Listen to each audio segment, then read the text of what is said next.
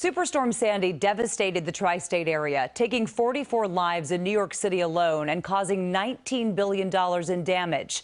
But it also forced some people to come together and help others. One of the groups formed from the disaster is now known as Occupy Sandy. They helped an untold number of people recover from the storm.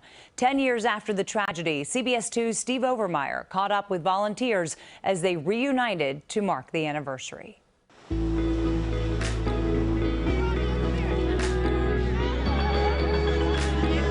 So this is the 10th anniversary of Hurricane Sandy. What really was amazing was the way the people responded. My name is Sal Lapizzo. I'm the founder of YANA, which stands for You Are Never Alone. It was a big force during the Hurricane Sandy, the recovery, and it turned into what's called Occupy Sandy. And now they're a legend. Occupy Sandy was born at Occupy Wall Street. We had our little text loops from Occupy Wall Street. We just sort of rejiggered them for hurricane relief, and they were called Occupy Sandy. Occupy Sandy represented something that wasn't necessarily new, but is in some ways the sort of most vibrant response to any disaster, which is sort of like people-powered. We knew how to organize a structure. Someone created an Amazon gift registry. I'd say about 5 days later, 6 days later, like one UPS truck, like normal UPS truck, showed up.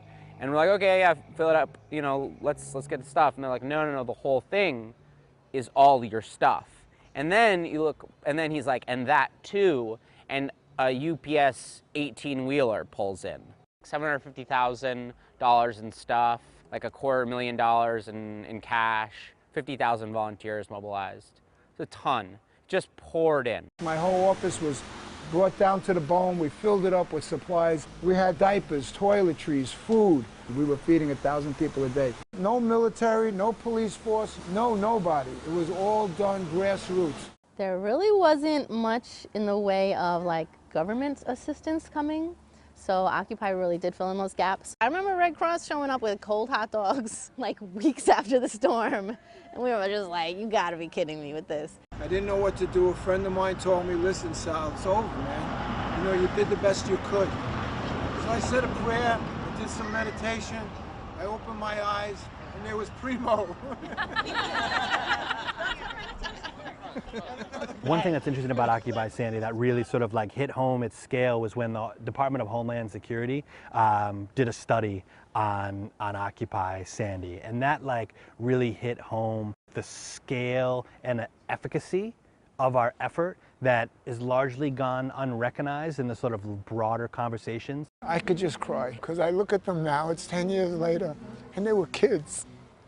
And now they're adults and they're doing the same thing. 10 years later, I feel so warm being back here with all these good folks that I really love. I'm looking back and I can think about how the impact of Sandy and the organizing that we did after really kind of shaped the trajectory of my life. We got to stop thinking about the 1% and just realize that we are the 99%.